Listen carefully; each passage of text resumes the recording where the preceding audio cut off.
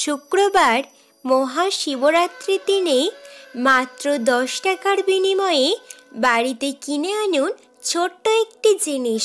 সংসারে সমস্ত অভাব অনটন দূরীভূত হয়ে যাবে।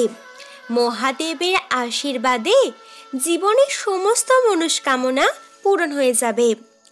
নমস্কার আমার সুপ্রিয় দর্শক বন্ধুদের, আপনাদের প্রত্যেককে স্বাগত জানাই শাস্ত্রকথা ইউটিউব চ্যানেলের নতুন একটি পর্বে। আগামী শুক্রবার মহাশিবরাত্রি। মহাশিবরাত্রি মানে শিবের মহান রাত। মহাশিবরাত্রি ফাল্গুন মাসের কৃষ্ণপক্ষের চতুর্দশী তিথিতে পালিত হয়। হিন্দু মহাপুরাণ তথা শিবপুরাণ অনুসারে মহাশিবরাত্রির রাতেই মহাদেব মহাতাণ্ডব নৃত্যে রত হন। মনে করা হয় এই রাতেই শিব এবং পার্বতীর বিয়ে হয়েছিল। মহাশিবরাত্রিতে শিব শিবলিঙ্গরূপে প্রকাশিত হয়েছিলেন। 2024 সালে মহাশিবরাত্রির চতুর্দশী পড়বে আগামী 8ই মার্চ শুক্রবার রাত 9:57 এবং চতুর্দশী তিথি শেষ হচ্ছে পরের দিন 9ই মার্চ শনিবার সন্ধ্যা 6:17। শিবরাত্রিতে যেহেতু রাত জেগে মহাদেবের উদ্দেশ্যে উপবাস করা হয়, সেই কারণে মহাশিবরাত্রি পালন হবে সূর্যোদয় ধরে, অর্থাৎ 8ই মার্চে। আশা করছি মহাশিবরাত্রির সঠিক সময়সূচি আপনারা বুঝতে পারলেন। মনে করা হয় শিবরাত্রিতে কয়েকটি জিনিস যদি বাড়িতে আনা যায় সৌভাগ্যের উদয় ঘটে। আর কোন সেই জিনিসগুলি সেটি জানতে হলে আমাদের ভিডিওটি স্কিপ না করে সম্পূর্ণ দেখতে থাকুন। আশা করছি ভিডিওটি দেখার মধ্য দিয়ে আপনি অনেক অজানা তথ্য জানতে পারবেন। ভিডিওটি সম্পূর্ণ দেখার পরে যদি ভালো লাগে অবশ্যই একটি লাইক করবেন এবং আমাদের ইউটিউব চ্যানেলটি সাবস্ক্রাইব করে পাশে থাকা বেল আইকনটি অন করে দেবেন।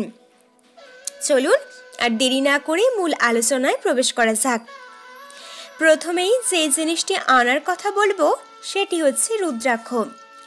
দেবাদিদেব মহাদেবের সবথেকে প্রয়োজনীয় এবং অন্যতম পছন্দের জিনিস হলো রুদ্রাক্ষ। মানুষ বিশ্বাস করেন যে ঘরে রুদ্রাক্ষ থাকে সেখানে শিবের আশীর্বাদ বর্ষিত হয়। মহাশিবরাত্রির দিন বাড়িতে রুদ্রাক্ষ নিয়ে আনা অত্যন্তই শুভ। কথিত আছে রুদ্রাক্ষ সমস্ত দোষ দুঃখ এবং রোগ হরণ করে নেয়। যারা রুদ্রাক্ষ ধারণ করবেন বলে ভাবছেন তারা মহাশিবরাত্রির দিন অবশ্যই রুদ্রাক্ষ ধারণ করতে পারেন, বিশেষ সুফল লাভ করবেন।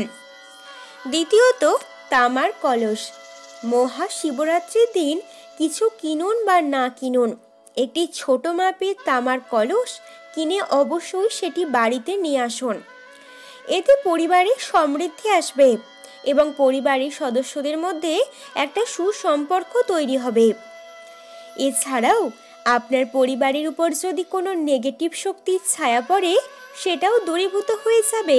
তামার কলস অর্থাৎ ইতিবাচক শক্তিদায়ক এই পবিত্র জিনিসটি যদি মহাশিবরাত্রির দিন কিনে বাড়িতে এনে আপনার বাড়ির ঠাকুর ঘরে স্থাপন করতে পারেন। মহাশিবরাত্রির দিন বাড়িতে যে নতুন তামার কলসটা কিনে আনবেন সেই কলসের মধ্যে গঙ্গার জল দুধ ভরে দেবাদিদেব মহাদেবের জলাভিষেকও করতে পারেন। এতে বিশেষ কৃপাদৃষ্টি লাভ করতে পারবেন। অপরদিকে বলা হচ্ছে আপনি শিবরাত্রির দিন অবশ্যই একটি শিবের ছবি বাড়িতে কিনে আনুন। আপনার পরিবারের মঙ্গল কামনায় এবং সংসারের আয় উন্নতিকে বৃদ্ধি করতে চাইলে মহাশিবরাত্রির দিন অবশ্যই শিবের একটি ছবি বাড়িতে কিনে আনুন। দেবাদিদেব মহাদেবের সপরিবারের ছবি যদি কিনে আনতে পারেন তাহলে তো খুবই ভালো হবে। সেই ছবিতে যেন ভগবান ভোলানাথ, মাতা গৌরী, ভগবান গণেশ, ভগবান কার্তিক এবং নন্দী ও বাসুকীকেও থাকতে হবে। বাড়িতে সপরিবারে দেবাদিদেব মহাদেবের ছবি থাকলে আপনার পরিবারে একাত্মবোধ এবং শান্তি আসবে। এবং আপনার পরিবারের সদস্যদের মধ্যেও কিন্তু একটা সুন্দর কিন্তু সুসম্পর্ক তৈরি হবে। অপরদিকে বলা হচ্ছে রত্নের শিবলিঙ্গ অবশ্যই কিন্তু মহাশিবরাত্রিতে বাড়িতে একটি আনতে পারেন। মহাশিবরাত্রি উপলক্ষে সকল জায়গায় শিব এবং পার্বতীর পূজা করা হয়, তবে এমন শুভ দিন বছরে একবারই আসে। মহাশিবরাত্রির দিনে বাড়িতে বিভিন্ন রত্নখচিত শিবলিঙ্গ আনতে পারেন। গ্রহদোষ কাটানোর জন্য রত্নের শিবলিঙ্গ বাড়িতে স্থাপন করা খুবই শুভ। যদি কোনো ব্যক্তির কুষ্ঠিতে গ্রহদোষ থাকে তাহলে সেটিও কেটে যাবে এবং শিবরাত্রির দিনে মন্দিরে শিবলিঙ্গ প্রতিষ্ঠা করে সেটি পূজাও করতে পারেন। তারপর প্রতিদিন রত্নের শিবলিঙ্গ পূজা করুন, এই উপায়ে গ্রহদোষ দূর হয়ে যাবে। অপরদিকে বলা হচ্ছে শিবরাত্রিতে একটি পারদের শিবলিঙ্গ কিন্তু বাড়িতে কিনে আনতে পারেন। শিব ঠাকুরের মূর্তি হিসাবে শিবলিঙ্গ অনেক জায়গায় প্রতিষ্ঠিত, সেখানে শিবলিঙ্গের মাধ্যমে শিবের উপাসনা করা হয়। আর এই মহাশিবরাত্রির শুভ তিথিতে বাড়িতে যদি পারদের শিবলিঙ্গ স্থাপন করতে পারেন এর গুরুত্ব রয়েছে অপরিসীম। পারদের শিবলিঙ্গ বাড়িতে থাকলে সমস্ত অভাব অনটন দূর হয়ে যায়। গ্রহদোষ এমনকি বাস্তু দোষ থেকেও সহজেই মুক্তি লাভ করা সম্ভব।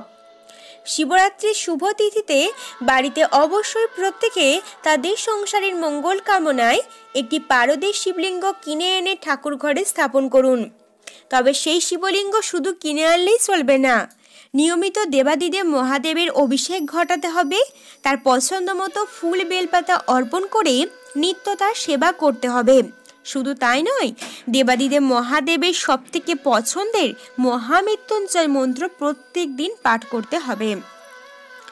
মহাশিবরাত্রির দিন রূপোর তৈরি একটি নন্দীর মূর্তিও কিনে আনতে পারেন। নন্দী হলো শিবের বাহন। পুরাণ অনুযায়ী নন্দী ভিঙ্গি শিবের সাথে একসঙ্গেই যুক্ত, আর প্রত্যেকটা শিব মন্দির প্রবেশের মুখে নন্দীর মূর্তি থাকে।